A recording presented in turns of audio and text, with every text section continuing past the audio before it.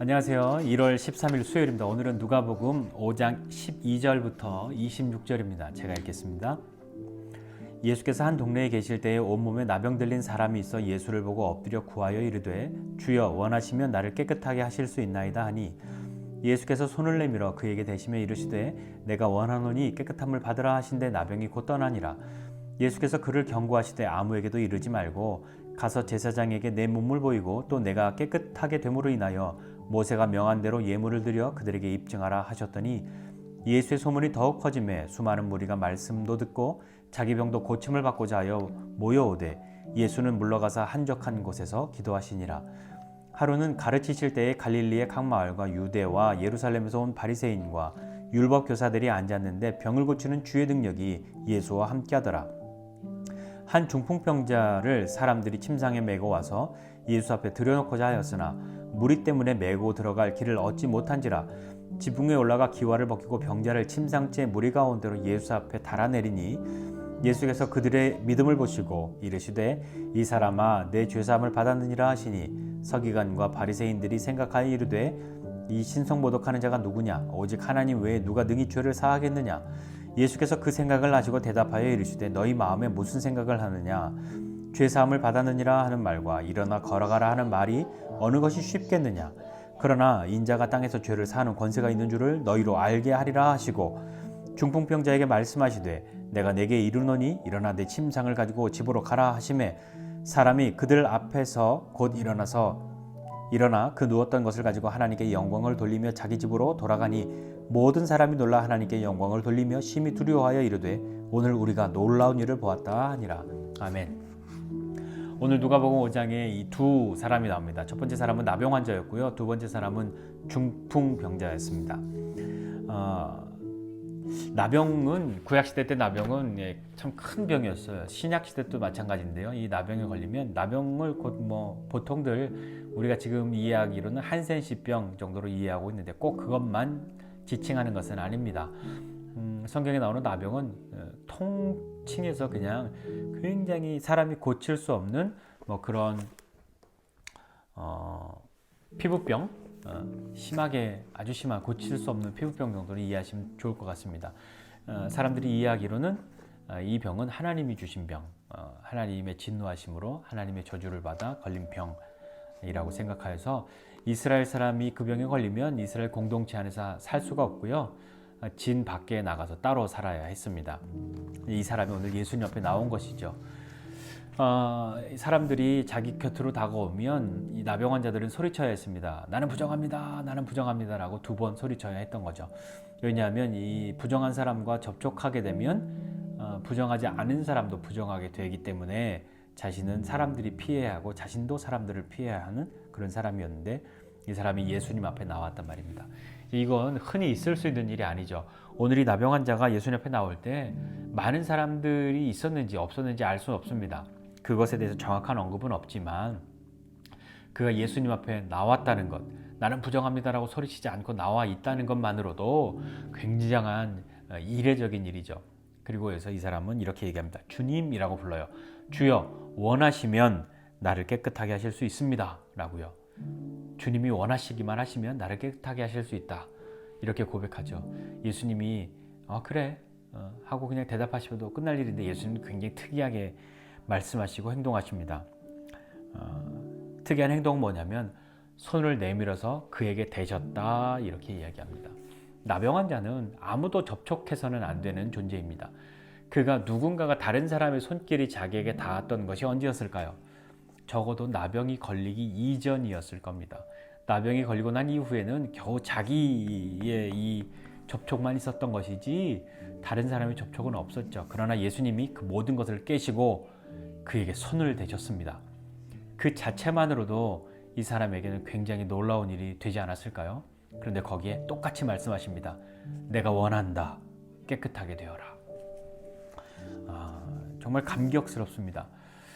어떤 부분이 그러냐면 예수님은 예수님의 방식대로만 하신 것이 아니라 이 나병 환자의 가장 깊은 곳까지도 이미 아시고 헤아리신다고 생각합니다.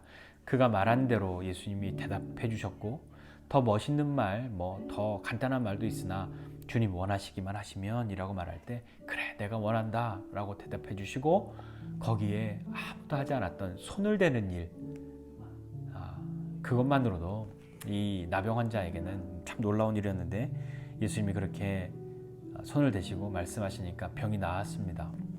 그리고 다른 사람들에게 말하지 말고 얼른 먼저 가서 제사장에게 보이고 모세에 명한 제물을 드려라, 예물을 드려라. 이 말은 뭐냐면 그가 공동체 밖에 쫓겨나 있었기 때문에 제사장이 그가 병이 나았다는 것을 입증해 주어야 다시 공동체 안으로 들어올 수 있었습니다. 다시 그를 공동체 안으로 들어올 수 있도록 먼저 그 일을 주님이 말씀해 주신 것이죠. 또 두 번째는 중풍병자입니다. 중풍병자 우리가 잘 아는 것처럼 그가 혼자 거동 못하니까 그가 있는 침상을 친구들이 들고 와서 지붕을 뜯고 사람들이 많은데 길을 열어주지 않으니까 지붕을 뜯고 예수님 앞에 그 친구를 내려놓은 거죠. 나을 줄 믿었으니까요. 근데 오늘 여기 보니까 20절에 보면 믿음이라고 하는 단어가 나오는데요. 누가복음 중에 오늘 처음 등장하는 믿음의 단어가 여기서부터 시작합니다. 그 이전에는 믿음이란 말이 없었던 것 같아요. 그들의 믿음을 보시고 말씀하십니다. 내 죄사함을 받았느니라. 이렇게 말씀하세요. 그랬더니 서기관과 바리새인들이 야, 이 신성모독이라고 그렇게 생각했던 거죠. 왜냐하면 죄사함은 사람이 하는 게 아니잖아요. 하나님만이 하시는 거잖아요. 이 신성모독이라고 이야기했는데 신성모독은 이스라엘 사람들은 죽을 수 있는 일이거든요. 예수님이 그 생각을 다 하시고 말씀하십니다. 죄사함을 받았다 하는 말과 일어나 걸어가라 하는 말 중에 뭐가 더 쉽겠냐? 이렇게 물어보세요. 그 말은 사실은 죄사함을 받았다고 하는 말이 더 어려운 거죠. 그건 하나님께 속해 있는 거니까요. 그런데 죄사함을 받았다는 것은 그 말을 그냥 하면 자기 말이 진짜인지 아닌지 검증할 길이 없습니다. 일어나 걸어가라 이 말은 일어나 걷든지 아니든지 금방 확인할 수 있잖아요. 그러니까 이 예수님이 만약에 일어나 걸어가라 라고 말씀하셨을 때 그 말이 진짜인지 아닌지는 금방 확인할 수 있는데 사람들이 볼 땐 죄사함 받았다라고 하는 말은 검증할 길이 없다는 거죠. 그러니까 예수님이 그 말씀을 하시고 난 다음에 인자가 땅에서도 죄사하는 권세가 있는 줄을 알게 하시려고 중풍병자에게 일어나 걸어가라 그렇게 말했습니다. 즉시로 그 일이 일어났죠.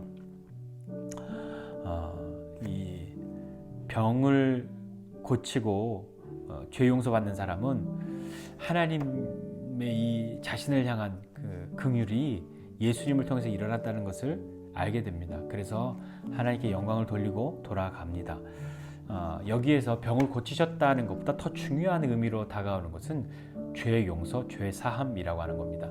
죄 사함이라고 하는 이 표현이 이 문둥병자의 이야기에서 4번이나 언급됩니다. 20절, 21절, 23절, 24절에 언급이 돼요. 죄 용서에 대한 것. 근데 누가복음 4장 18절에 보면 포로된 자에게 자유를 전할 것이라고 선언한 내용이 나오는데요.